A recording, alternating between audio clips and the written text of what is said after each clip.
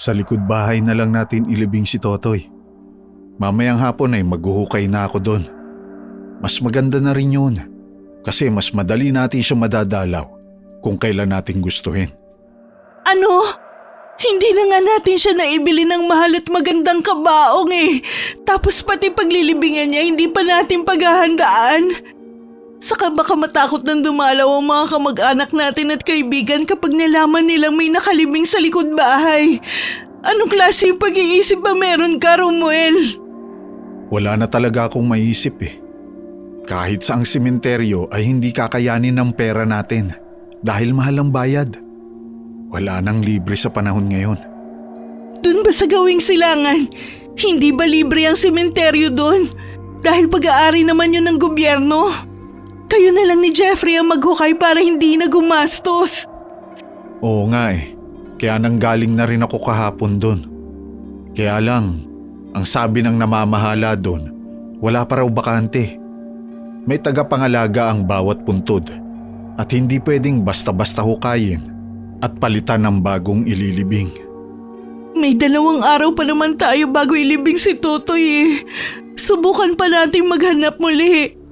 Kahit malayo, kahit ilang oras ang abutin ng biyahe, mailibing lang sa maayos na libingan ng anak natin. Huling sandali na niya to, Romuel. Gawin naman nating presentable kahit papaano. Hindi na nga natin nagawang isalba ang buhay niya eh. Sige mahal, susubukan ko ha. Nakita ni Romuel na nagpakawala na lamang ng isang malalim na buntong hininga ang asawa dahil sa sinabi niya. Sobrang biglaan kasi ang pagkawala ng kaisa-isa nilang anak. Wala man lang nakitang anumang senyales na mamamatay ito, kaya hindi nila napaghandaan.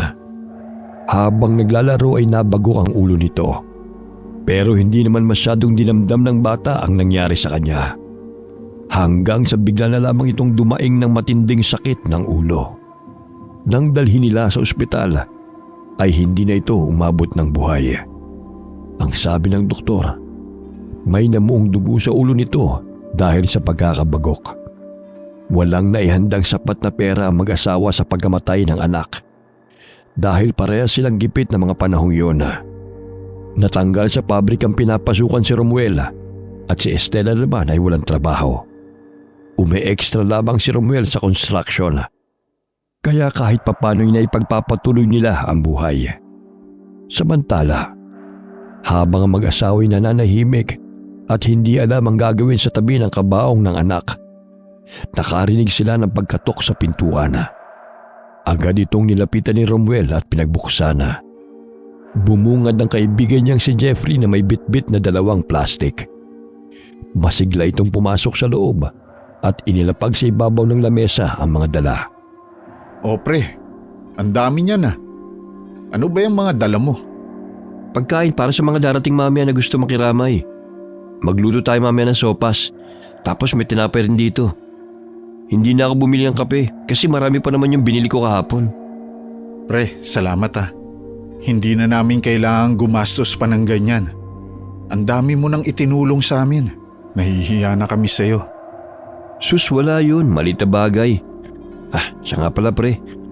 Nakahanap ka na ba ng paglilibingan kay Totoy? Wala pa nga eh. Kahit saan ay hindi pwede kasi pera ang problema talaga dito. May mga libre nga pero bakanting lupa naman ang problema. Kinausap ko si Consiel Bimo kanina. Yung kaklase natin ng elementary. Humingi ako ng tulong sa kanya. Ang sabi ko, magbahay-bahay para lumaki ang abuloy. Tapos sinabihan ko rin si Paring Bert na magpasagol dito mamayang gabi. Sigurado ako na dudumugin ng mga taong bahay nyo. Kaya ang garap po na nakalagay sa ibabaw ng kabaong ni Totoy, mapupuno yan. Makakabili na kayo dyan ng lupang paglilibingan. Pre, ang problema kasi hindi pa rin kami nakakabayad sa kabaong at saka sa serbisyo ng punerarya. Mabuti na nga lang at pumayag yung tagapamahala na pagkatapos na lang ng libing bayaran lahat. Malaking halaga din yun. Kaya lahat ng abuloy doon mapupunta. Yun lang, problema nga yan. Pre, baka naman may alam ka pang sementeryo na libre lang ang lupa. Kahit tayo na lang ang maghukay para hindi na tayo magbayad. Meron kaso malayo dito sa atin. Mga ilang oras din ang biyahe. Baka kapag doon nailibing ang inaanak ko, hindi na natin madalaw ng madalas. Saan ba yun? Pwede mo bang ituro sa amin? Oo nga pre, napag-usapan namin ni Estela na kahit malayo ay papatusin na namin. Magkaroon lang na maayos na libingan si Totoy. Sa kanluran pa yun. 4 na oras ang biyahe mula dito. At may pagkaliblib din ng lugar. Pero sabi ng kapatid ko, wala daw bayad ang paglilibing doon. Kasi ang may-ari noon isang hasenderang matanda na may malawak na lupain. Naisip daw niya magpatayo ng sementeryo para sa mga taong mahihirap. Isa kasi sa nagiging problema kapag may patay, yung paglilibingan. Dahil mahal ang bayad sa lupa at serbisyo. Doon, libre na lahat. Pero pwede ka magdala ng kahit na anong maireregalo para lalong ganahang mag-asikaso ang mga sepulturero. Sigurado ako sa sinasabi ko kasi yung asawa ng kapatid ko doon inilibing. Wala silang binayaran kahit na magkano. Naging madali lang sa kanila kasi doon naman sila nakatira. Pre, baka naman wala na dong bakante. Kasi pag ganyang walang bayad, dinadayo yan. Hindi pare, malawak yun kasi bagong tayo lang yun. Saka hindi pa masyadong alam ng mga tao yun dahil nga nasa liblib na lugar. Ang mga bangkay na kadalasang inililibing dun ay nakatira lang mismo sa lugar na yun. O kaya naman sa mga karatig na baryo. Ano mahal? Doon na ba natin ilibing si Totoy? Kahit malayo dito sa lugar natin? Sabi ko naman sa'yo, di ba, kahit saan. Basta magkaroon ng maayos na libingan ng anak natin. Kesa naman ilibing natin sa likod ng bahay. Sige pre, doon na kami magpapalibing. Sige pre, magpapasama ako sa kapatid ko sa pakikipag-usap sa may-ari para makapagpareserba na ng lupa. Sabay na napausal ang pasasalamat ng mag-asawa dahil sa solusyon na ibinigay ni Jeffrey sa kanilang problema. Lumipas ang araw at ililibing na ang kanilang anak. Walang sumamang mga kamag-anak sa paglibing sa bata dahil nalalayuan ng mga ito sa sementeryo. Napagdesisyonan nila na sila na lamang mag-asawa at kasama ang kaibigang si Jeffrey. Mabuti na lamang at nakahiram ito ng sasakyan na maghahatid sa kanila sa isang kakilala nito na tagapamahala sa punerarya. May kalayuan ng lugar kaya madaling araw pa lamang ay umalis na sila ng bahay. Bandang 9:00 na ng umaga nang makarating sila roon at agad silang sinalubong ng tagapamahala ng sementeryo na si Nanay Senyang. Kayo ba yung nagpareserba ng lupa nung isang araw? Opo, Nanay Senyang. Sila na nga po yun. Ito pong kaibigan ko po si Romuel. Magandang araw po, Nanay Senyang. Abay kayong 3 lang ang maglilibing sa inyong patay? Nasaan ang mga iba ninyong kasama? Ang totoo po kasi niyan, Nanay Senyang, malayo pa ang pinanggalingan namin ayaw po makipaglibing ng iba dahil nalalayuan po sila. Dito lang po kasi libre ang paglilibing Kaya itinuro ko po ang sementeryong ito sa kaibigan ko. Siya, sige. Talagang libre dito kasi para to sa mga mahihirap na tao na hindi kaya magbayad ng pampalibing. Kung meron man akong hihingin, kahit konting handog na lang sana para sa mga sepulturerong mag-aasikaso sa inyo para lalo silang sipagin. Kasi sa totoo lang, wala naman silang kinikita dito. Ang mga taong yun ay mga mababait na tauhan ko na tumutulong sa akin dito sa sementeryo. Huwag po kayong mag-alala. May mga dala po kaming iba't ibang prutas at gulay para sa inyo. Mga tanim pa po namin to. Naku, salamat, matutuwa ang mga sepulturero ko dito. Siya nga pala, dun sa dulo ang inyo. Kasi nasabi nitong si Jeffrey na bata daw ang ililibing. Dun nakapwesto ang mga bata. Saka malaki ang espasyo na ibinigay ko sa inyo para kapag dadalawin ninyo ang puntod, may mapupwestuhan kayong maayos na lugar para hindi magsiksikan. Sige po, Nanay Senyang.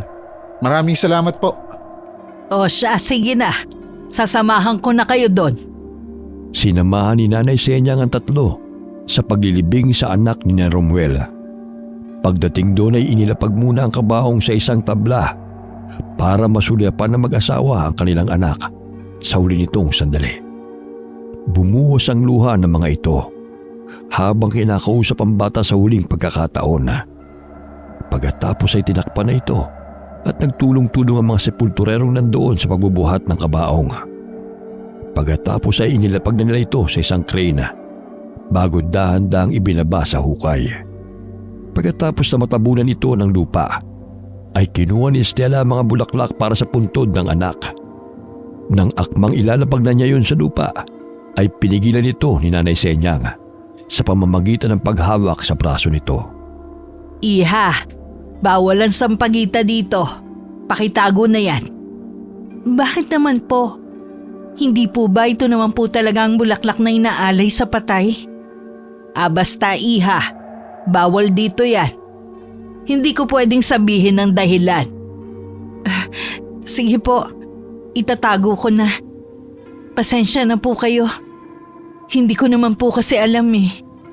Ay, nakalimutan ko palang sabihin sa kanila Nanay Senyang na bawal dito ang sampagita. Nabanggit na rin sa akin yun ng kapatid ko eh. Pero nawala po sa isip ko. Pasensya na po. Basta alam nyo na ngayon kung anong bawal dito. Siya nga pala, uuwi na ba kayo kagad? Opo, uuwi na din po kami. Ay Diyos ko, mamaya na. Sumama muna kayo sa bahay. Paniguradong malulungkot lang kayo pag uwi ninyo. Nang magsabi kasi itong si Jeffrey sa akin nung isang araw, pinaghandaan ko na ang pagdating ninyo. Nagluto ako ng masasarap na pagkain. Saka meron din doon mga kakanin. Sumama muna kayo at nang kahit papano mabawasan ang bigat ng dibdib ninyo. Ganyan talaga ang namatayan. Naranasan ko din yan nung namatay ang anak ko. Kaya't hanggat maaari, sinusubukan kong pagaanin ng loob ng mga taong naglilibing dito ng mga mahal nila sa buhay. Huwag kayo mag-alala. Libre din ang ipapakain ko sa inyo. Sige po nanay, nakakahiya naman po kung tatanggihan namin kayo. Nag-abala pa po kasi kayo para sa amin. Sus, wag mo na yung alalahanin. Tara na, lumakad na tayo papunta ron. Napahanga si Romuel at Jeffrey sa kabutihan ng matanda. Habang si Stella naman ay nagtataka pa rin dahil sa pagbabawal ng matandang babae sa pag-alay niya ng sampagita sa puntod ng anak. Hindi naman ito pinapansin ni Romuel. Dinala sila ni Nanay Senyang sa maliit niyang bahay. Pagdating nila roon, mainit silang sinalubong ng iba pang mga nakatira. Pinaupo sila sa isang pandangal na lamesa at pagkatapos ay naghain ng mga ito ng masasarap na pagkain. Kumain lang kayo ng kumain ha. Huwag kayong mahihiya. Ganito talaga dito. Mainit kami sa pagtanggap ng mga bisita. Huwag din kayo mag-alala na baka magbayad kayo. Libre ang lahat ng mga yan. Sige po. Wow! Ang sarap nitong kare-kare ah. Sarap niyo pala magluto. Tamang-tamang timpla at lapot. Saka kompleto sa rekado. Anak ko ang nagluto niyan. Masarap talaga yung magluto. Kapag naubos ang pagkain dyan sa lamesa, marami pa dun sa loob kaya kumuha lang kayo. Pwede rin kayo mag-uwi. Magsabi lang kayo sa akin at ipagbabalot ko kayo. Para naman may madala kayo sa inyong mga kasama sa bahay. Sige lang po. Maraming salamat po. Ipinagsalin pa ni Nanay Senyang ng juice ang tatlo bago tumalikod at umalis. Agad namang nagsandok ang dalawang lalaki pagkalis nito. Maliban lamang kay Stella na tila ba nag-aalinlangang kumain ng mga pagkaing nakalapag sa lamesa. O mahal, kumain ka na. Malayo ang naging biyahe natin at nagutom din tayo. Mabuti na lang at may mabait na matanda dito na nag-alok ng pagkain para sa atin. Hindi ba kayo nawiwirduhan sa lugar na to? Parang may napapansin akong kakaiba. Hindi naman. May mga taong mababait lang siguro. At isa na doon si Nanay Senyang. Iyon siguro ang nakakapanibago. Pero hayaan na natin. Hindi Nakakapagtaka na ganito yung trato sa atin ng namamahala sa isang libreng sementeryo. Kasi tayo yung ginawa ng pabor, hindi ba? Dapat wala nang ganito. Mabait daw talaga si Nanay Senyang Estela. Ayon na rin sa kapatid ko. Mapagbigay siyang tao at marunong dumamay sa kapwa. Tsaka ang gusto ni Nanay Senyang na ikwento natin sa iba itong sementeryo niya para marami pa raw siya matulungan na kapwa sa pera. Yun na nga. Sino bang may gusto na magpalibing sa lugar na to? Ang layo. Alam mo mahal, ang taong gipit, ang hahanapin niya na libre. Tingnan mo tayo. Kahit ilang oras ang biyahe, pinuntahan natin kasi gusto nating mailibing ang ating anak sa isang maayos na sementeryo. Magpasalamat na lang tayo at may ganito kasi kung wala, baka natuloy na yung sinasabi ko na sa likod bahay na lang ilibing si Totoy. Sa bagay, tama ka naman. Puro negatibo lang siguro ang naiisip ko kasi hanggang ngayon, hindi ko pa rin matanggap na wala na si Totoy. Wala din akong gana sa lahat ng bagay. Mahal, hindi gusto ni Totoy na nakikitang malungkot ka. Kailangan nating magpakatatag. Nandito pa ako sa tabi mo. Magkasama tayo sa pagsubok na ito ng buhay natin. Kung naiiyak ka, ilabas mo lang. Maiintindihan ka naman ng mga nandito kasi alam nilang nawalan ka ng isang mahal sa buhay. Inakbayan ni Romuel ang asawa habang magkatabi silang nakaupo. At ipinatong naman ni Stella ang kanyang ulo sa dibdib ng lalaki. Hinalikan naman ng huli ang kanyang noo para kahit papano ay mapanatag ang kanyang pakiramdam. Mababait ang mga tao sa lugar na yun, kaya hindi sila nakaalis kaagad dahil nakipagkwentuhan pa ang mga ito sa kanila. Magtatakip silim na maisipan nilang magpaalam na sa mga ito at kay Nanay Senyang. Bago sila umalis ay napagdesisyonan muna nilang bumalik sa sementeryo kung saan nakalibing si Totoy. Gusto nilang manatili muna doon ng isang gabi para makasama ang labi ng anak sa huling pagkakataon bago umuwi. Aba Jeffrey, bakit may dala kang alak? Hindi ba bawal yan dito sa sementeryo? Hindi naman siguro. Kasi hindi naman halata ng bantay na may dala ako. Ibang klase ka talaga pre. Kapag alak, talagang hindi pumapalya. Ikaw ang bahala ha? Kapag nahuli tayo dito, wala akong alam dyan. Huwag ka mag-alala pare, akong bahala. Sige lang, ikaw naman ang nagdala niyan eh. Mahal, ayos ka lang ba? Kanina pa malalim ang iniisip mo dyan. Nagtataka lang kasi ako eh. Saan naman? Napansin ko kasi na parang baliktad ng refleksyon natin sa mata ng mga tao dito. Hindi nyo ba napansin? Hindi naman. Mahal, nasa isip mo lang yan. Masyado kang nag-iisip ng mga negatibo. Kaya kung ano-anong nakikita mo. Mahal, umuwi na kaya tayo? Parang hindi na ako komportable sa lugar na to. Paano kung yung mga mababait na tao na tumutulong sa atin dito? Nagbabalat kayo lang pala? Mahal naman. Ito na ang huling gabi na makakasama natin si Totoy. Huwag ka namang mag-isip ng ganyan. Ibigay natin ang oras na ito para sa kanya. Matagal-tagal na ulit bago tayo makadalaw dito. Dahil may kalayuan din ang sementeryo na to. Hindi ka ba talaga naniniwala sa akin? Mahal naman, nasa sementeryo tayo. Huwag naman dito. Hindi lang tayo ang tao dito. Kasama natin si Jeffrey. Nakakahiya namang ipakita na nag-aaway tayo sa harap niya. Ganyan ka naman eh. Wala kang pakialam sa akin, sa anak mo, at sa lahat ng tao. Ano ba, Stella? Tama na. Kaya nga tayo bumalik sa sementeryo para sa huling sandali na makakasama natin ang anak natin. Alam kong nalulungkot ka, pero parehas lang tayo ng nararamdaman. Dahil parehas tayong magulang. Kaya please, magpakatatag ka naman. Nandito ako, hindi kita iiwan. Tuluyan ng kumula ang luha sa mga mata ni Stella. At niyakap naman ito ni Romuel. Hindi pa rin sila umalis sa sementeryo hanggang sa tuluyan ng dumilim. Pinagsaluhan naman nila ang dalang alak ni Jeffrey habang pinagkukwentuhan ng masasayang alaala ng namatay na bata. Mga ilang sandali lang ay nagpaalam si Romuel kay Stella na iihi lamang kasama si Jeffrey. Kaya lumayo muna ang dalawang lalaki at naghanap na maiihian. Pre, kung hindi lang ako nalulungkot sa pagkawala ng anak ko, hindi ako iinom. Alam mo naman na simula nang magkaanak kami, tumigil na ako sa pag-inom ng alak. Okay lang yan pare. Ganun talaga ang buhay. Hindi natin kontrolado. Mahirap man pero kailangan natin tanggapin. Kaya sigurado ako na hindi matutuwa ang anak mo na makita kayo mag-asawa na lugmok sa buhay.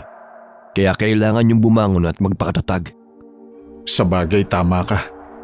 Dapat labanan naming mag-asawa ang sakit na nararamdaman para matuto kaming bumangon. Tama, ganyan nga. Yan ang kumpare ko. Matatag at matapang. Teka pre, hindi mo ba naaamoy yun? Oo nga no. Amoy masangsang. Parang nabubulok na karne. Pero siguro normal na dito ang ganong amoy. Dahil sementeryo to eh. Maraming naagnas na katawan. Pero pre, wala pa namang ganong amoy nang pumunta tayo dito, di ba? Saka malinis tong sementeryong to. Ayon na din sa mga nakita ko kanina. Hindi nila hinahayaan na may mga nakakalat na buto o bakas ng bangkay dito kung saan-saan. Ewan ko nga eh. Ang tapang talaga ng amoy. Uy teka, may malakas na pagaspas ng bakpak. Dinig mo ba yun? May malaking ibon na lumilipad. Hindi kaya may nagpaparamdam na kababalaghan dito? Pre, baka tama lang yun ang alak. Hindi naman totoo ang mga ganyan. Sa bagay, ang mabuti pa pre, umalis na tayo. Tapos na akong umihi. Ako din pre. Tara, bumalik na tayo kay Estela.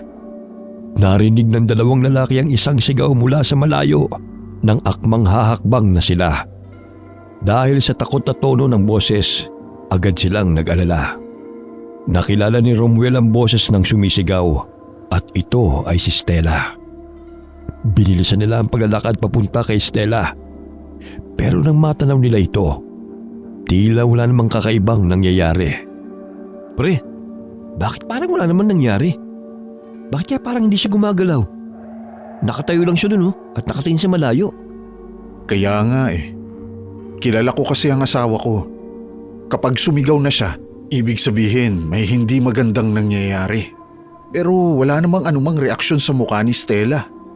At parang nakatulala lang siya. Pre, sigurado bang si Stella yung narinig natin?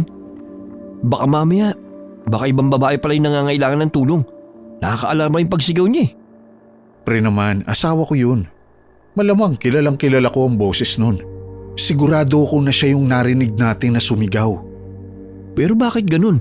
Parang wala namang masamang nangyari kay Stella eh. Yun ang hindi ko alam. Pero malalaman natin yan kapag nakausap natin ang asawa ko. Sabagay tama ka dyan. Tara pre, puntahan na natin siya. Mabilis na lumakad ang dalawa papunta sa kinaroroonan ni Stella. Pagdating doon ay napansin nila na walang anumang ekspresyon ang mukha nito at kalmado lang na nakatingin sa malayo. Nakatulala ito at hindi man lamang gumagalaw ang mga mata. Nakaramdam na ng pag-aalala si Romuela dahil sa ganung itsura ng asawa. Mahal, ayos ka lang ba? Ikaw ba yung sumigaw? May nangyari ba? Pre, mukhang wala sa sarili si Stella. Pagmasdan mo mabuti nakatingin lang siya sa malayo. Kaya nga eh. Ayos naman siya kanina kahit na nagkatampuhan kaming dalawa. Hindi ko alam kung anong nangyayari sa kanya. Mahal, hindi mo ba ako nakikita? Sumagot ka naman sa akin. Nag-aalala na ako sa iyo. Baka dinamdam niya ng sobrang pagkamatay ng anak niyo. Kaya siya nagkakaganyan. Baka naman naapekto ng kanyang pag-iisip. Baka kaya sa sumigaw kanina, naalala niya yung masaklap na sinapit ng anak niyo. Pero natural lang na ganyan ang maramdaman niya. Pre, ano kayang mabuting gawin sa kanya? Sa dami ng pagsubok na pinagdadaanan naming mag-asawa, ngayon lang siya nagkaganito.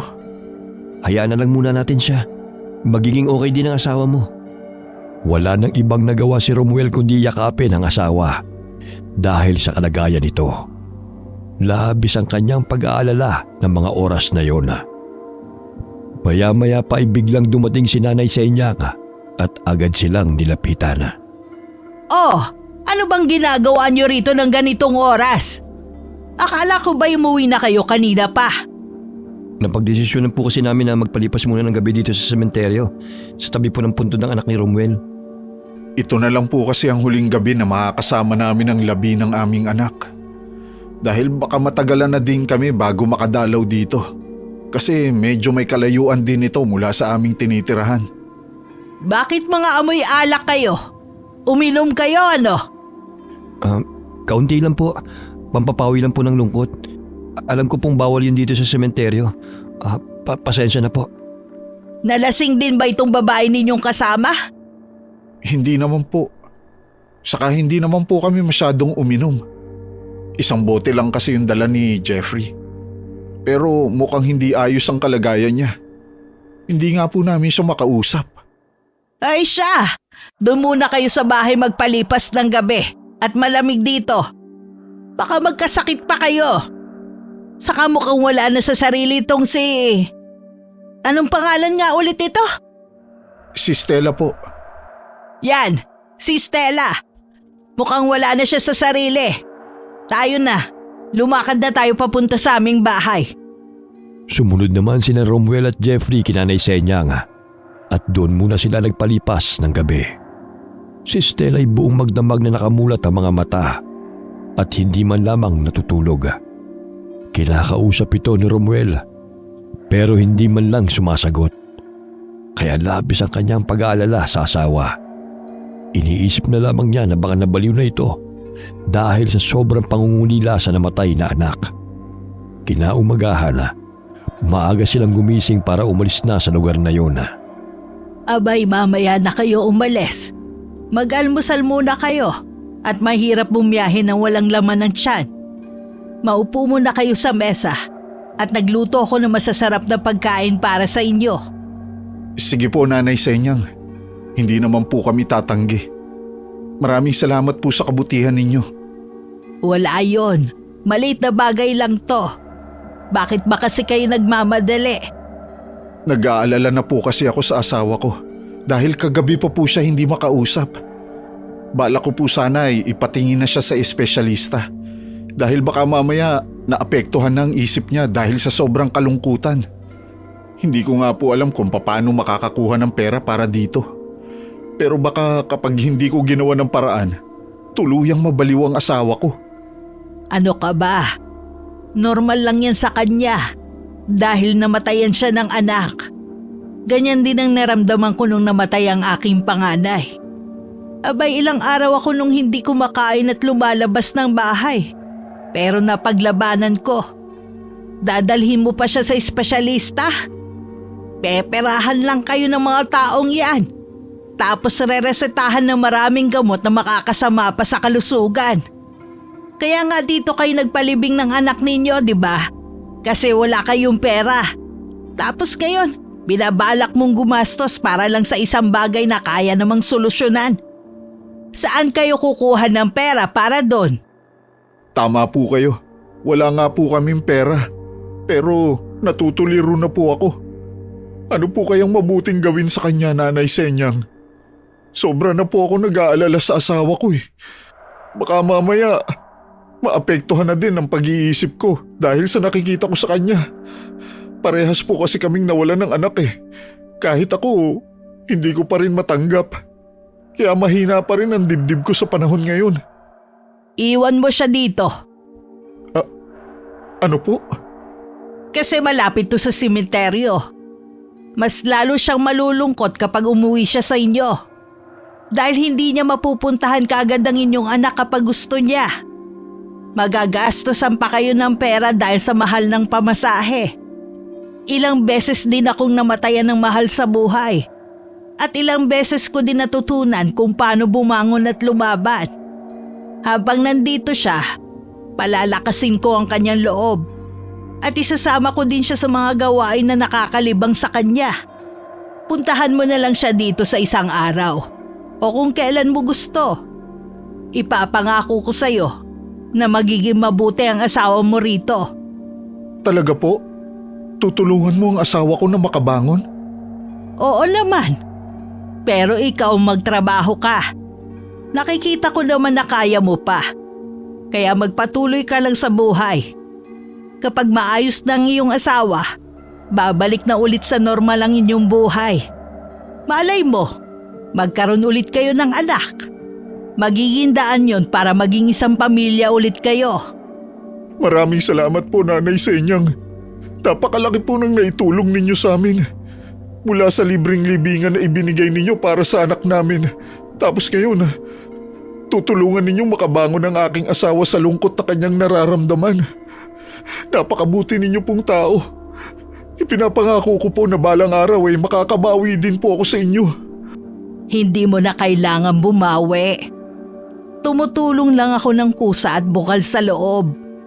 Isipin mong parang nanay mo na rin ako. Saka ipamalita ninyo sa mga mahihirap na namatayan ng tungkol sa sementeryo namin. Para hindi lang yung mga nakatira dito o malapit dito ang magpapalibing. Sa ganoong paraan mas marami ang aming matutulungan. Sige po, Nanay Senyang. Ipinapangako ko po na makikipagtulungan ako sa inyo sa pagtulong sa mga tao. Pagkatapos magpaalam kay Nanay Senyang, sina Romuel at Jeffrey tuluyan nang umalis. Iniwan si Stella sa pangangalaga ng matanda. Kampante silang mababalik sa dati, ang wisyo ni Stella.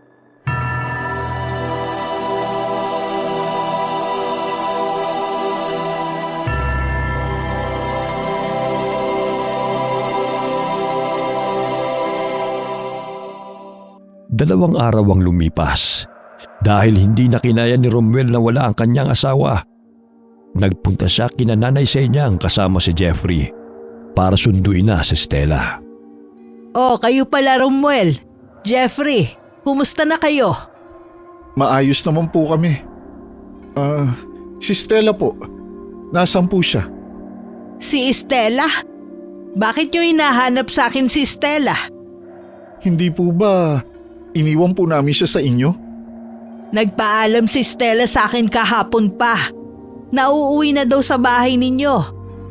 Hindi ba siya umuwi sa inyo? Hindi po eh. Hindi naman dumating si Stella sa bahay.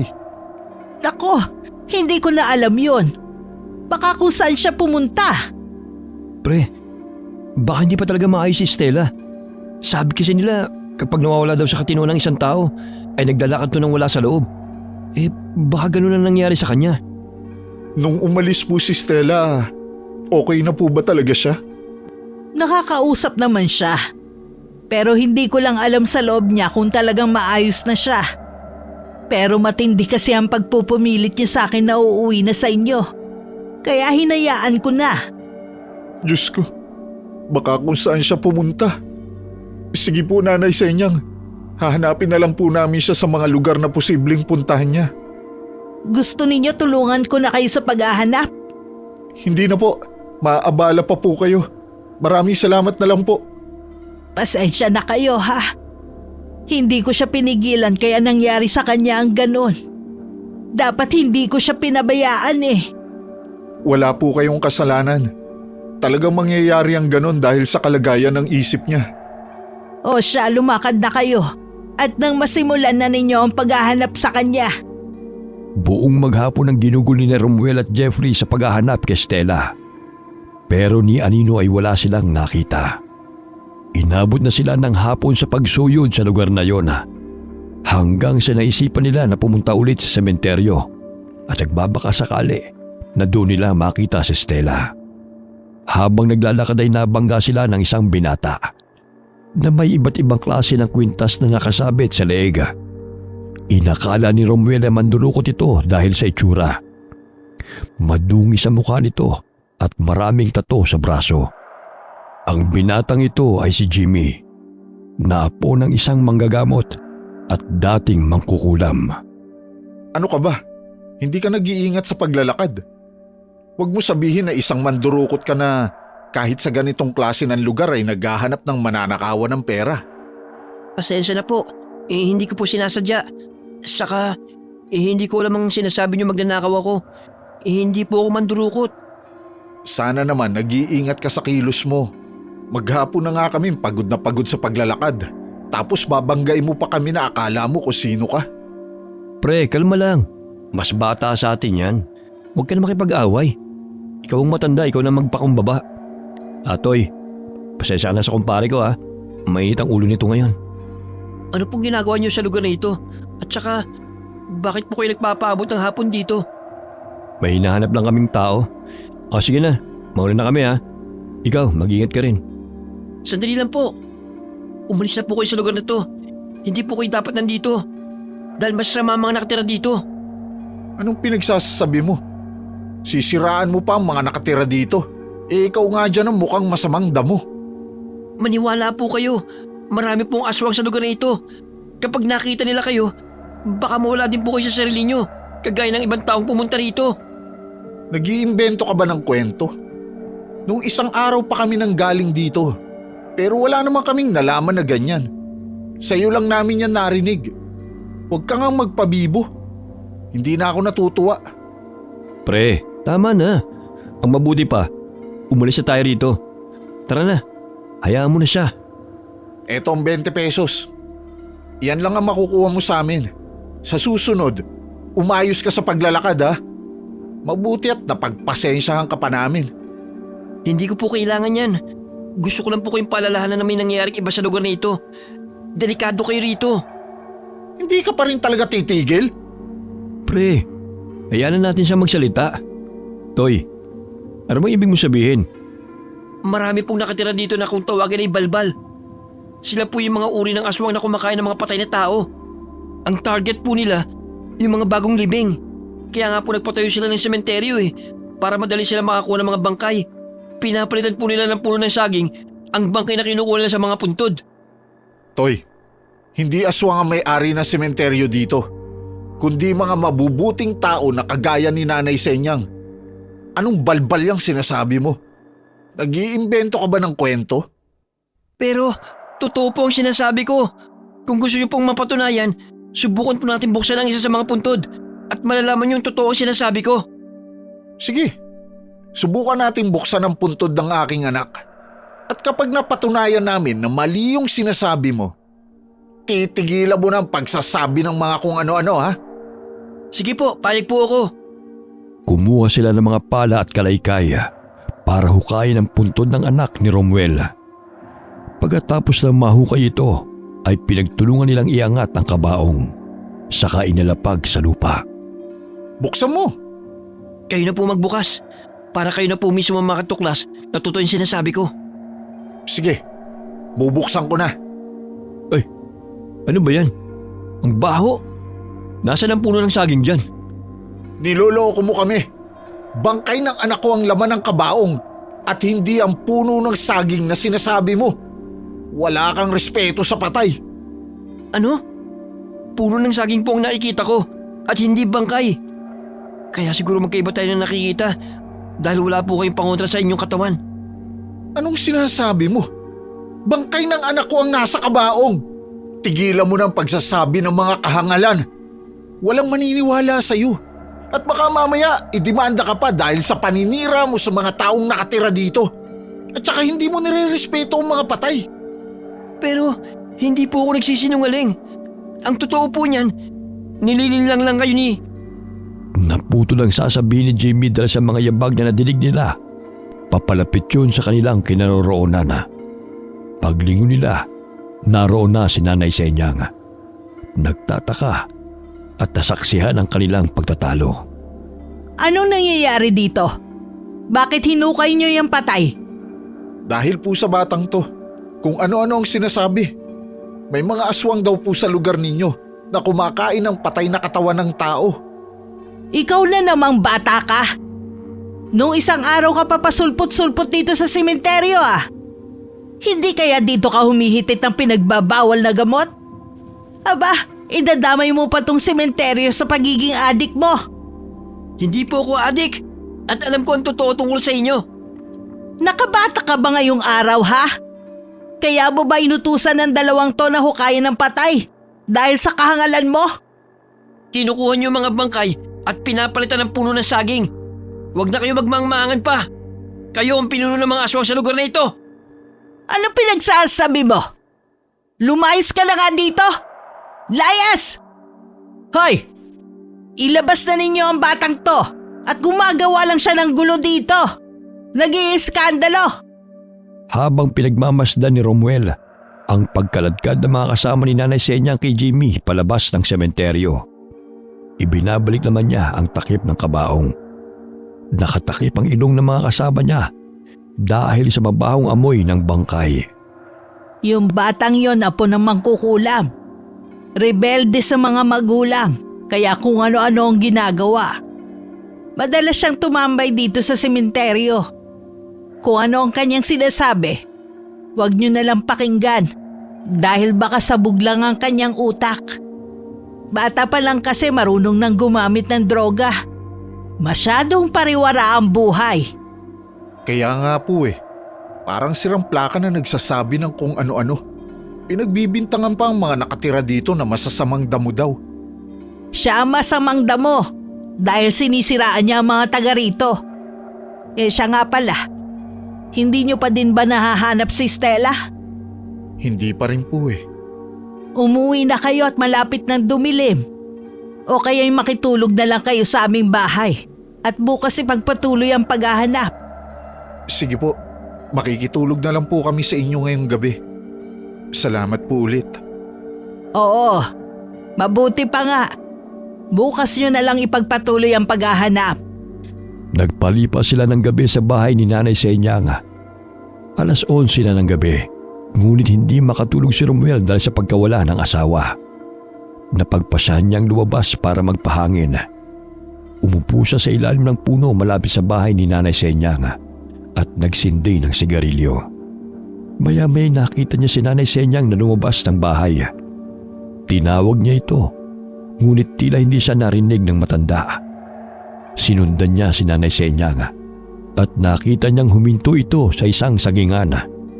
Akma na sana siyang lalapit nang mapansin niya na tinubuan ng pakpak ang likod ng matanda. Nangilabot siya kaya nagtago siya sa talahiban para pagmasdan ito ng palihim. Bigla na lamang itong naging kakaibang nilalang at lumipad. Dahil sa takot na naramdaman, tumakbo si Romuel papunta kay Jeffrey para ikwento ang nakita. Ano ba yung pre? Sarap ng tulog ko dito Si Nanay Senyang, nakita ko siya. Na ano? Ano nakita mo sa kanya? Nag-iba siya ng anyo, pre. Nagkaroon siya ng pakpak tapos biglang lumipad. Nakakatakot ang itsura niya. Ano? Totoo bang sinasabi mo? Si Nanay Senyang? Naging aswang? Hindi kaya namamalikmata ka lang? Totoo ang nakita ko, pre. Hindi ito isang ilusyon lang at hindi din naman ako lasing. Mabuti hindi kanya nakita at sinaktan. Kaya nga Pero kailangan na nating umalis sa lugar na to. Hindi na tayo ligtas dito. Tama, umalis na tayo ngayon din. Nagmamadaling bumangon si Jeffrey mula sa pagkakahiga at saka sila tumakbo paalis ang bahay ni Nanay Senyang. Nang mapadaan sila sa sementeryo, agad silang napatigil dahil sa kanilang nakita. Nagtago muna sila sa isang puntod para pagmasdan ang ginagawa nito. Pre, totoo ba yung nakikita natin? Kinakain niya yung bangkay? Hindi tayo lasing, pre. Hindi naman tayo uminom kanina Ibig sabihin, totoo nga yung sinabi ng binata na may mga aswang dito na kumakain ng patay na tao na kakalibing lang. Yung puntod na yon. Kanina lang yung nilibing, di ba? Ibig sabihin, kinain na nila ang bangkay ng aking anak? Pero nung hinukay natin yung puntod na kanina, hindi naman napalitan ng puno ng saging ang kanyang katawan, kagaya ng sinabi ng binata kanina. Yun lang hindi ko maintindihan. Pre, umalis na tayo rito. Delikado, dahil baka makita tayo ng aswang. Wala tayong laban dyan. Wala man lang tayong dalang asin o kahit na bawang man lang. Kaya nga, umalis na tayo dito. Pero dahan-dahan lang ang kilos dahil baka marinig nila tayo. Kahit nag-iingat ang dalawang lalaki, narinig pa rin ng aswang ang mga yabag nila. Napahinto sila sa takot ng humarap ito dahil ang anyo nito ay nakakakilabot. Mayroong malalaking pakpak, walang buhok, nakausli ang mga mata, may mahabang tenga, walang balahibo at kulay itim ang balat. Pagkatapos inilabas nito ang mahabang dila na parang ahas.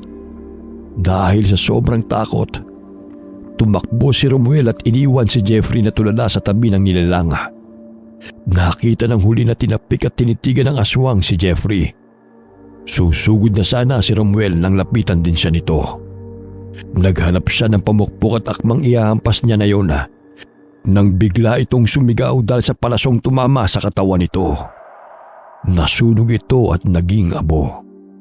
Nakita ni Romuel sa di kalayuan Si Jimmy pala ang pumana dito. Dali-dali naman itong lumapit sa kanila ni Jeffrey. Umalis tayo dito. Teka, si Jeffrey. Hindi ko siya pwedeng iwanan. Jeffrey, pre, umalis na tayo dito. Anong nangyayari sa'yo? Ba't mo tinabig ang kamay ko? Wala na po siya sa sarili.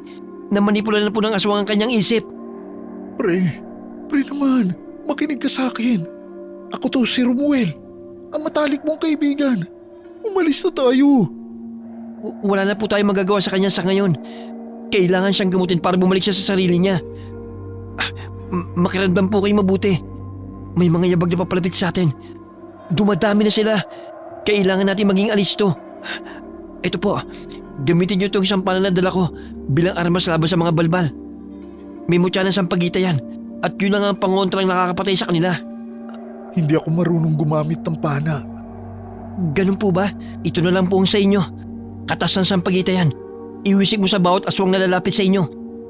Biglang sumugod ang maraming balbal at mabilis na pumalibot sa kanila. Kahit mabilis silang tumakbo, naabutan pa rin sila ng mga ito.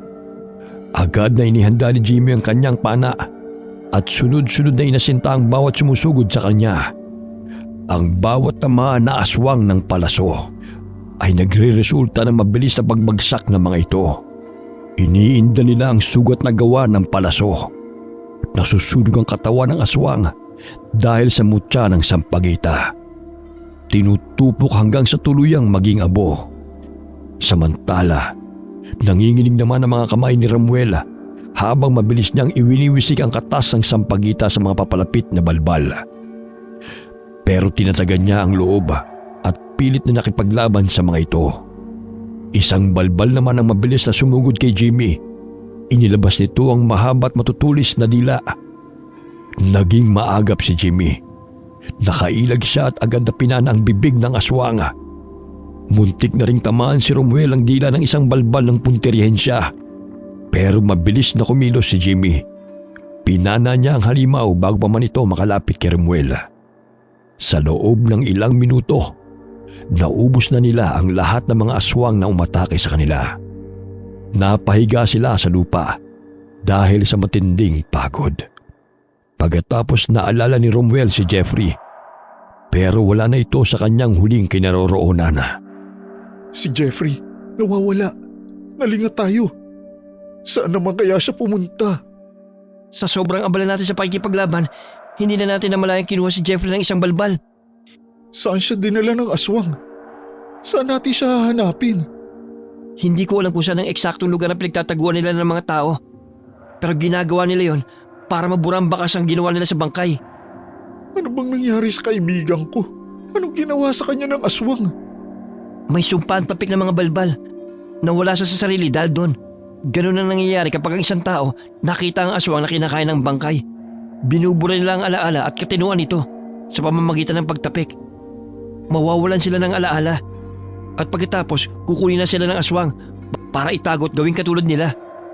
Yun ang dahilan kung bakit wala ni sino mang tao ang nakakalam tungkol sa kanila. Malamang ganun din ang nangyari sa asawa ko. Nung isang gabi na nandito kami, narinig ko siya sumigaw. Posibleng nakakita siya ng aswang ng gabing yun. At itong dahilan kung bakit nawala siya sa sarili niya. Malamang itinago na rin siya ng aswang kaya siya nawawala. Nalinlang kami ni Nanay Senyang. Dapat hindi na lang kami nagtiwala sa kanya at dapat hindi ko na lang iniwan sa kanya si Stella. Siya ba yung tao na hinahanap mo? Yung sinasabi niyo kanina? Anong ibig mo sabihin? Alam mo ba kung nasaan si Stella? Hindi ako sigurado kung siya nga yung Stella na sinasabi niyo. Pero may niligtas akong babae nung isang gabi. Nakita ko siyang akay ng mga balbal. Mabuti na lang alisto ko. Napatamaan ko sila ng pana at nailigtas ko yung babae. Dinala ko siya sa bahay at ginamot na siya ni Lolo. Pinainom siya ng pinaglagaan ng dahon ng sampagita at dahil doon, nawala na ang sumpa ng balbal sa kanyang katawan. Nagsagawa rin kami ng ritual sa kanya. Ginamit ang mutya ng sampagita. Kaya bumalik na siya sa wisyo. Ikinuwento ko sa kanya ang nangyari at takot siya. Sinabi niya na gusto niyang makita ang asawa niya. Si Stella nga ang sinasabi mo. Dali mo ako sa kanya. Gusto ko siyang makita. Labis ang pag-aalala ko sa kanya. Isinama ni Jimmy si Romuel sa kanilang bahay. At pagdating doon ay nakita niya si Stella, katabi ng lolo ni Jimmy na si Mang Chito. Tumayo ito nang makita ang asawa at niyakap naman ito ng mahigpit ni Romuel. Nag-iyakan na mag-asawa dahil sa sobrang pangungulila sa isa't isa. Akala ko hindi na kita makikita. Akala ko kung ano nang nangyari sa'yo. Mabuti at nakaligtas ka. Nakaligtas ako dahil sa mabubuting tao na tumulong sa akin. Maraming salamat sa inyo. Utang na loob ko sa inyo ang buhay ng asawa ko. Wala po yun. Natutuwa po kami makatulong. Sino kasama mo rito? Bakit mag-isa ka lang? Nasaan si Jeffrey? Kinuha siya ng mga aswang at hindi ko na alam kung nasan siya. Ano? Paano na ang pamilya niya? Magagalit sila sa'yo dahil ikaw ang nagsama sa kanya rito. Utoy, baka naman matulungan mo ako na hanapin si Jeffrey. Pangako, kapag tinulungan mo ako, babawi ako sa'yo. Gusto kong mahanap ang kaibigan ko. Tutulungan po kita. Pero kailangan natin maghanda para malaman mo kung ano mga pangontrang ginagamit sa balbal. Sige, payag ako. Lahat ay gagawin ko. Mahanap ko lang ang kaibigan ko. Isinama ni Jimmy si Romuel sa isang dampa kung saan nakalagay ang mga ginagamit niyang pangontra. Bago sumapit doon ay madadaanan ng isang hardin na punong-puno ng bulaklak ng sampagita. Nang makarating naman sila sa dampa ay marami mga iba't ibang bagay na gawa sa sampagita ang naroon. Kaya pala marami kayong tanim na sampagita. Dahil ito nga pala ang ginagamit mong pangontra. Pero matanong ko lang, bakit sampagita ang pangontra sa mga aswang na balbal? Yun ang turo sa amin ng diwata na naging kaibigan ni Lolo. Dahil ang bulaklak na ito na inihahandog sa mga patay, nagdadala ng espesyal na enerhiya na may koneksyon sa mundo ng mga yumao. Kaya laso nito para sa mga balbal na kinakain ng mga bangkay. Nakakahilo sa kanila ang amoy nito. At dahil ang bulaklak ng sampagita ay sumisimbolo sa kalinisan at kadalisayan, ito ay may elemento na nakapagpataboy ng maruming gawain ng mga balbal. Ang kaunting dampi ng bulaklak ng sampagita sa balat ng balbal, lason para sa kanila. Ganun pala yun. Kaya pala ayaw ni Nanay Senyang ang mag-alay ng sampagita sa puntod. Bukod pa dito, binigyan din si Lolo ng pana na may mutya ng sampagita. Ito ang pinakamabisang pangontra sa aswang. Isang tama lang ng palaso, masusunog ang kanilang katawan. Naiintindihan ko na ngayon kung bakit yun ang ginagamit mo sa pakikipaglaban. Bukas na bukas din. Hahanapin natin ang pinagtatago ng mga balbal sa mga taong kinukuha nila. Naniniwala ako na dito rin sila nagtitipon-tipon. Kaya kailangan natin maging maingat. Kinabukasan, nagkasundo ang dalawa sa kanilang plano. Nagsuot sila ng mahahabang damit para magkunwaring sepulturero at naglagay din sila ng mahahabang balbas para hindi makilala. Alam ng mga bantay sa sementeryo ang amoy ng kanilang kalahi. Kaya para makapasok sa loob, ay nagwisik sila sa buong katawan ng katas ng karne ng bulok na baboy. Nakatago din sa isang sako na pinaglalagyan ng mga kagamitan ang pana na may mutya ng sampagita at ang mga pangontra na gawa sa bulaklak ng sampagita. Hindi naman nakahalata ang mga bantay, kaya tagumpay silang nakapasok sa loob. Nagkunwari silang naglilinis at nagpipinta ng mga puntod habang naghahanap ng posibleng lagusan. Hanggang sa inabot na sila ng 6:00 doon. Nagsialisan na ang mga sepulturero, kaya mas malaya na silang kumilos. Ipinasuot naman ni Jimmy ang kanyang kwintas na may mutya ng sampagita kay Romuel. Bakit mo isinuot sa akin yan? Gagamitin ko ba yan sa pakikipaglaban? Ipinapahiram ko lang sa'yo. Bubuksan ko ang isang kabaong dito. Tapos sabihin mo sa akin kung anong nakikita mo. Puno ng saging yan eh. Niloloko mo ba ako? Nakalimutan mo na ba yung sinabi mo sa akin nung nakaraan? Pinapalitan nila ng puno ng saging ang mga bangkay. Hindi mo lang nakita noon. Dahil wala sa iyong mutya ng sampagita. Ganyan pala nila nilinlang ang mga tao. Sila ang walang respeto sa mga patay. Ngayon alam mo na kung anong totoo. Hindi na dapat kayo magtiwala sa mga tao rito. Basta ngayong araw, matapos na mahanap natin si Jeffrey, aalis na kami dito at hindi na babalik. Alam kong wala na din naman dito ang anak ko dahil kinain na nila. Dapat pala, Hindi na lang kami nagtiwala sa kanila. Wala na tayong magagawa doon dahil nangyari na. Basta ngayon, tatapusin na natin ang lahat. Tama. Tara, gawin na natin ang sunod nating agenda. Nagpatuloy na sa paghahanap ng lagusan ng dalawang lalaki. Hanggang sa nakita nila ang isang lugar na tila ba isang kuweba sa ilalim ng lupa. Sa tingin ko, ito na yung hinahanap natin. Mukhang matindi ang pagkakasara. Mabubuksan kaya natin yan? Hindi ko po alam, pero susubukan ko. Meron siyang maliit na butas na parang kapag sinundot, makikita natin ang bukasan. Mukhang ito ang pinakakandado ng pinto. Susubukan kong gamitin tong palaso. Baka sakaling mabuksan. Sige nga, gamitin mo. Subukan natin. Ayun, nabuksan. Makakapasok na tayo. Salamat sa Diyos. Mahahanap ko ng kaibigan ko. Pero kailangan natin magdahan-dahan. Dahil may nadidinig akong kaluskos.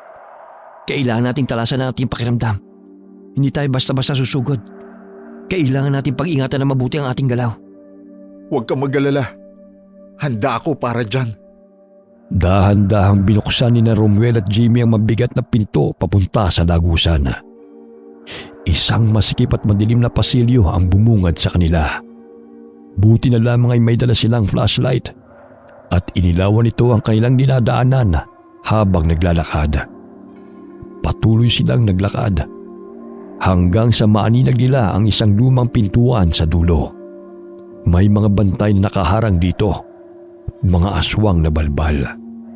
Dahil dito, huminto muna sina Romuel at Jimmy para makapaghanda.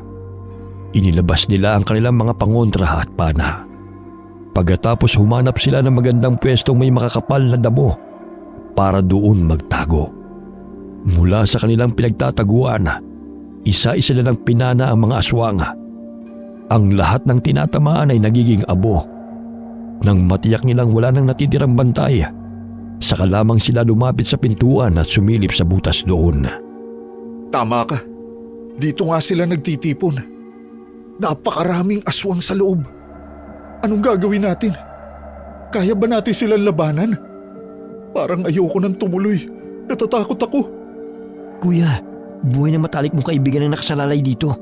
Kailangan natin siyang makuha mula sa mga aswang. Kaya kailangan mong maging matapang. Pero paano kung hindi na natin siya mahanap?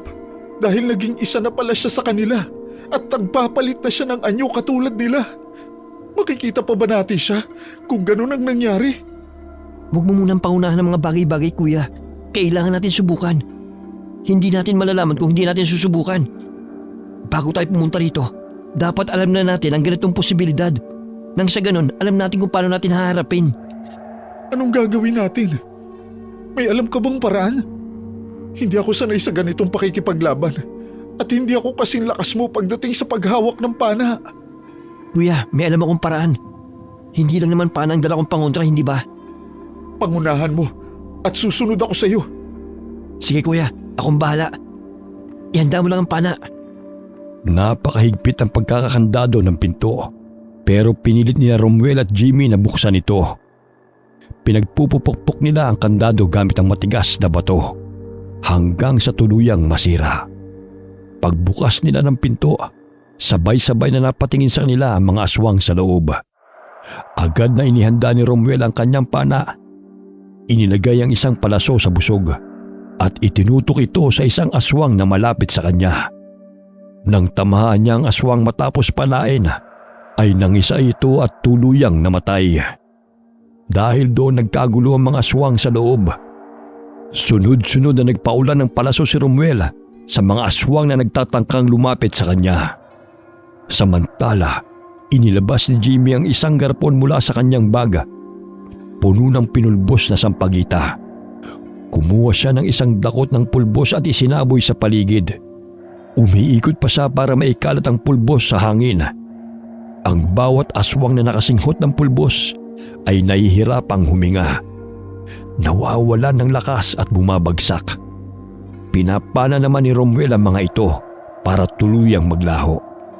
Ipinagpatuloy nila ang kanilang ginagawa hanggang sa maubos ang lahat ng aswang na naroon. Naubos na natin sila! Hindi pa rin tayo nakakasiguro hanggat hindi natin nakikita si Kuya Jeffrey. Marami pa ba tayong pangontra? Marami pa. Kaya pa to. Pero baka hindi natin kayanin kapag nakaharap natin ang mga ninuno nila. Dahil di hamak na napakalakas ng mga ito. Diyos ko, hindi pa pala tapos.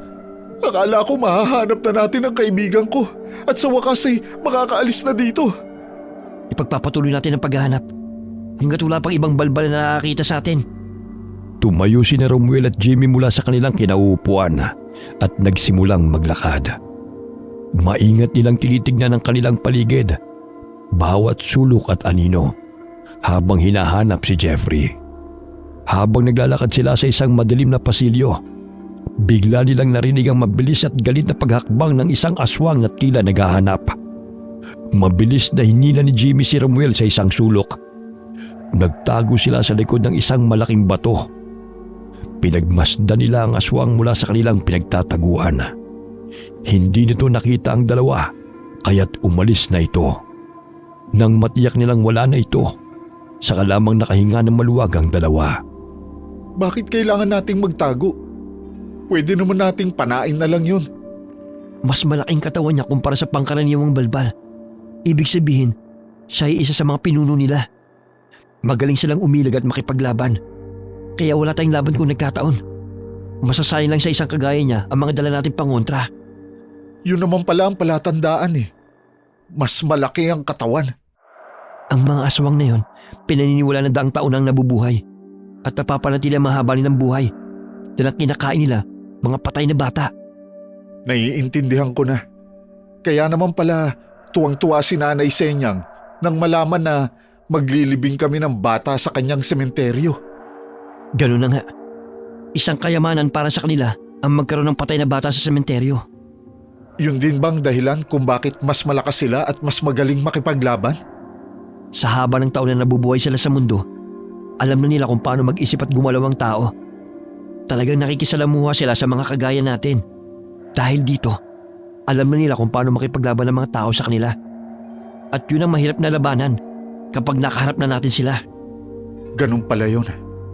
Mukhang mahihirapan tayo dyan kung nagkataon. Sa ngayon, ang unahin muna natin mahanap si Kuya Jeffrey. Tapos bahala ng ibang bagay kapag nakalabas na tayo rito. Tama. Simulan na natin. Lumabas si na Romuel at Jimmy sa kanilang pinagtataguan at ipinagpatuloy ang paghahanap kay Jeffrey. Nakarating sila sa dulo ng pasilyo at nakakita ng isang pinto na basang-basa ng laway ng aswang. Sinubukan ni Romuel na buksan ito, ngunit pinigilan siya ni Jimmy. Ipinaliwanag ni Jimmy na kamandag yon ng aswang. Kumuha si Jimmy ng isang dakot ang pinulubos na sampagita mula sa kanyang garapon at isinaboy sa pinto para patuyuin ang laway. Nang matuyo na sa kanila, binuksan ang pinto. Gumamit pa ng panyo si Jimmy sa paghawak sa seradura. Sa loob ng silid, natagpuan nila si Jeffrey. Nakatali ang mga kamay at paa. Ang mga matay pulang-pula. Sa tabi niya ay nakasalansan ng mga piraso ng karne ng tao. Ang pagkain na ginagamit sa pangyayanggaw. Akmang lalapitan ni Romuel ang kaibigan para yakapin, ngunit pinigilan siyang muli ni Jimmy. Kumuha ang binatilyo ng kinatas na sampagita at hinalo ito sa pagkain ni Jeffrey. Pagkatapos ay inilagay niya ito sa tabi ng lalaki. Parang gutom na kinain niya ito. Nakaramdam ng awa si Romuel sa kalagayan ng kanyang kaibigan. Kung ganito lang din ang sasapitin ng mga taong binibiktima nila, bakit hindi na lang nila patayin? Para sa kanila, hindi masarap ang karne ng tao na pinatay nila. Ang gusto nila, yung tipo ng bangkay na namatay sa natural na paraan at hindi sa pamamagitan ng pagkitil. Pambihira. May mga ganun pa palang kondisyon ng mga aswang. Ganun na nga kuya. Noong una nagtataka nga din ako kung bakit hindi nila patayin at niyayanggaw pa nila. Pumapatay lang sila ng tao kapag nanlalaban sa kanila. Ang mga nakakakita naman sa kanila ay tinatakot na din kaagad, kaya hindi na nakakapanlaban pa. Ikaw, bakit hindi ka nila kayang saktan o patayin? Dahil may mutya ng sampagita na nakakwenta sa akin. Kapag pinatay nila ako, mamamatay din sila. Dahil hindi nila kakayanin ang lakas ng enerhiya Nalalabas sa mutya na gumagana lang kapag tinatamaan nila ako kahit konti. Ganun pala yun. Napakahiwaga naman ang mutya ng Sampaguita. Siya nga pala, paano si Jeffrey? Ilalabas natin siya ng tulog? Ganun na nga, kaya kailangan natin magdahan-dahan sa paglabas para walang makakita sa atin. Dahil mas magiging mahirap makipaglaban habang may tulog na inaalalayan. Maingat na binuhat ni Romuel at Jimmy si Jeffrey. Hawak ni Romuel ang kaliwang bahagi ng katawan ni Jeffrey, habang ang kanang braso ni Jeffrey nakapatong sa balikat ni Jimmy.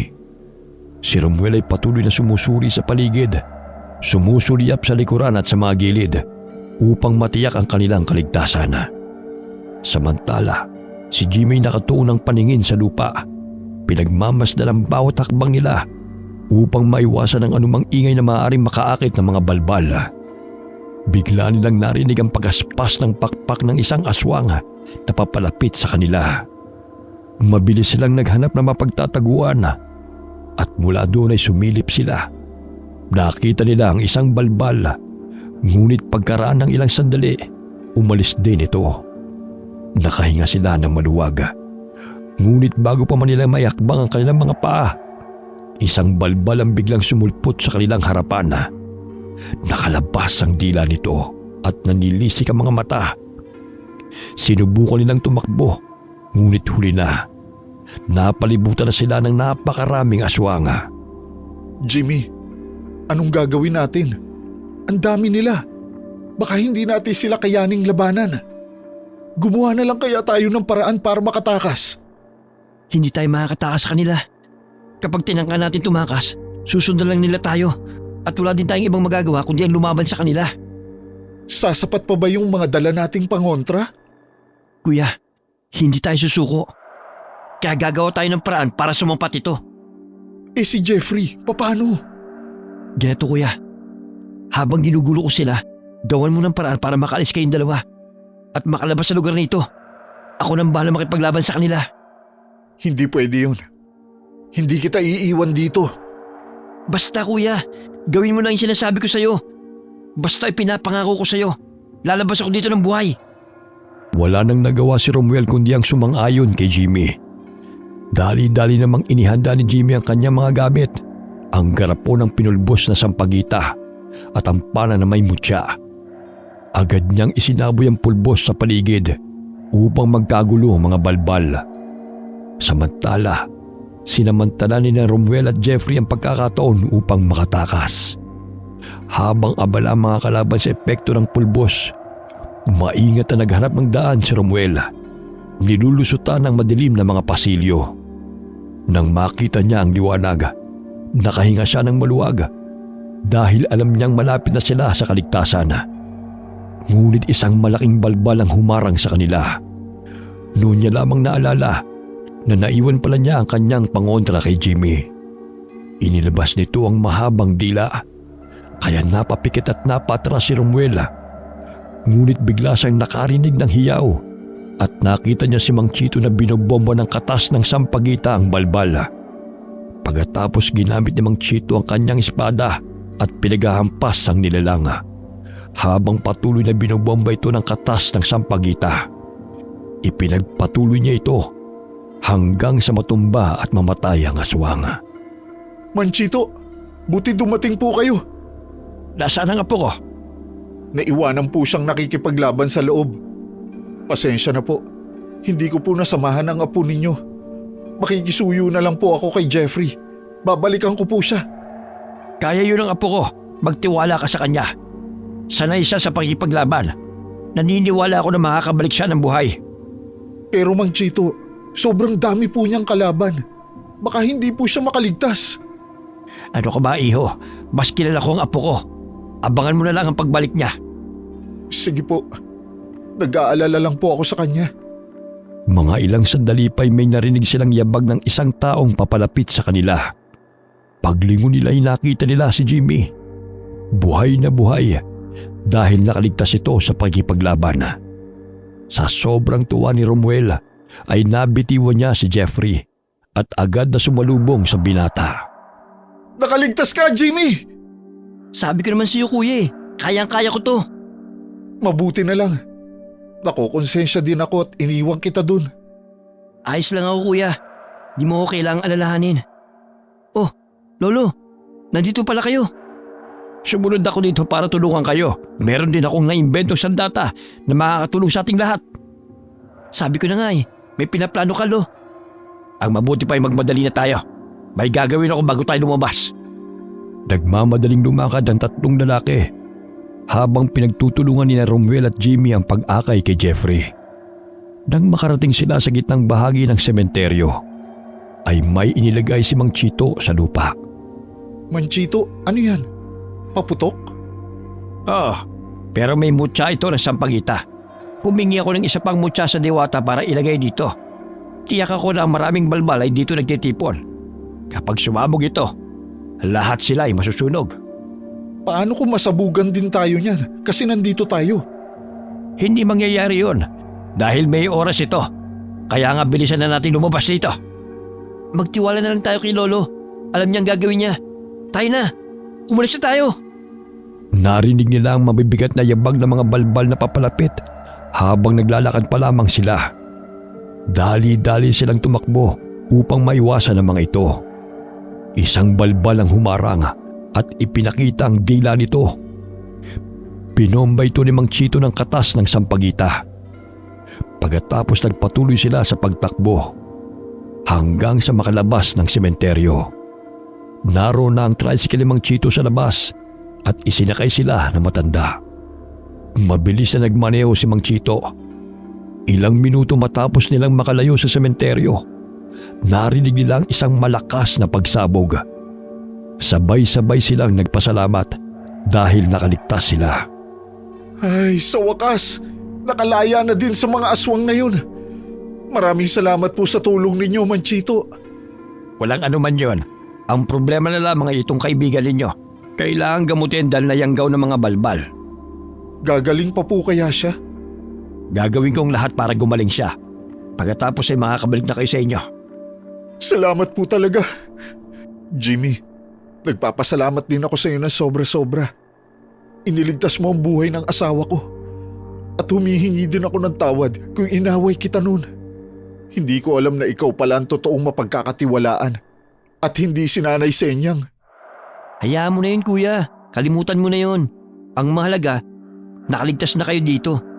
Basta kuya, pakatatag lang kayo ng asawa mo ha. Alam ko kung gaano kahirap ang mamatayan. Huwag kayong mawalan ng pag-asa. Kuya, kapag nagkaanak ulit kayo, ipangalan niyo sa akin ha. Aba, siya nga naman. Magandang ideya yan. Ang tawanan ay biglang napalitan ng matinding takot. Nang biglang may sumulpot na napakalaking balbal sa harapan nila. Inaalog ang kanilang tricycle na parang laruan. Nagsipagtakbuhan sila palayo. Halos tumilapon sa lupa dahil sa lakas ng paguga. Sa gitna ng kaguluhan, nakita ni Romuel si Jeffrey na hinila ng aswang at sinakal sa pamamagitan ng mahabang dila. Subalit kahit anong pagtatangka nilang mailigtas ang lalaki, walang epekto ang kanilang mga pana at ibinobomba nilang katas ng sampagita. Napakabilis ng balbal at nakakailag ito sa lahat ng kanilang atake. Sa gitna ng kanilang kawalan ng pag-asa, nakipaglaban si Jimmy gamit ang lahat ng kanyang natitirang lakas. Ipinain niya ang sarili sa aswang. Pinipigilan siya ng kanyang lolo pero hindi niya yun pinansin. Pinuntirya niya ang pinakamahinang parte ng katawan nito, ang pakpak. Pinaulanan niya yun ng palaso, kaya nagalit ito at nahirapan sa pag-ilag. Sa huli, napilitan ito na bitiwan ng dila nito si Jeffrey at paulit-ulit na pinaghahagupit si Jimmy ng dilang yun. Tumilapon ang binata sa lupa at nang mamatay ito, namatay din ang aswang dahil sa malakas na enerhiya na lumabas sa mutya ng sampagita. Nilapitan ni Romuel ang labi ng binata. Manchito, wala na po. Wala na po ang apo ninyo. Namatay siya dahil sa pagliligtas sa atin. Tinupad niya sinabi niyang handa siyang magbuwis ng buhay para mapatay ang pinuno ng mga balbal. Bakit niya yun kailangan gawin? Ang mga magulang ni Jimmy ang unang nabiktima ng mga balbal na yan. Wala pang sementeryo noon. Nagkunwaring mabuting tao si Aling Senyang na dumamay sa kanya. Kaya sinamahan siya doon buong magdamag. Paggising niya, puno ng saging ang nakita niya sa kabaong ng kanyang mga magulang. Mabuti na lamang at nung panahong yon ay nailagay ko na sa kanyang legang mutya ng sampagita. Matagal na niyang gustong maghigante at iligtas na rin ang ibang taong nabibiktima ng mga balbal. Napakabuti po pala niyan tao. Napakabuti ng inyong apo. Nakaligtas tayong lahat dahil sa kanya. Nasabi nga po niya sa akin na kapag napatay siya ng aswang, mamamatay din ito dahil sa mutya ng sampagita. Ganun na nga. Napakadakila ng aking apo. Nakaligtas silang lahat kapalit ng buhay ni Jimmy.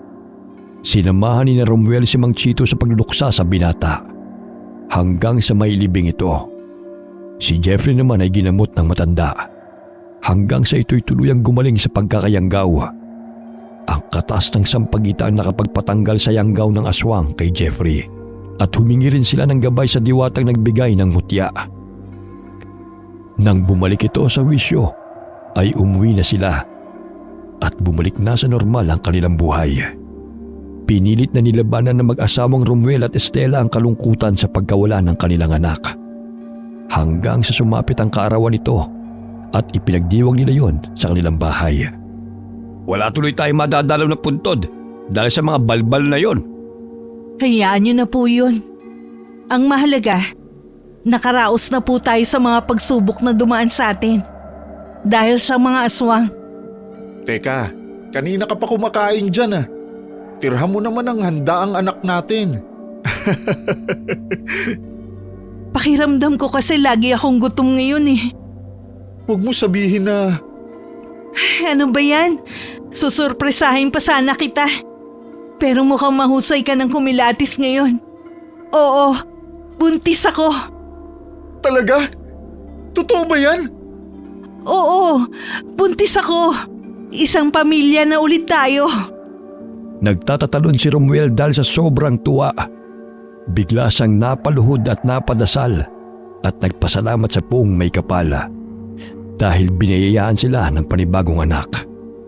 Makalipas ang ilang buwan ay nanganak si Stella ng isang lalaki at Jimmy ang kanilang ipinangalan dito tulad ng ipinangako nila sa binata. Simula noon ay naging maingat na sila at hindi na basta-basta nagtitiwala at ang karanasan nila sa mga balbal ay hinding-hindi nila makakalimutan. Wakas.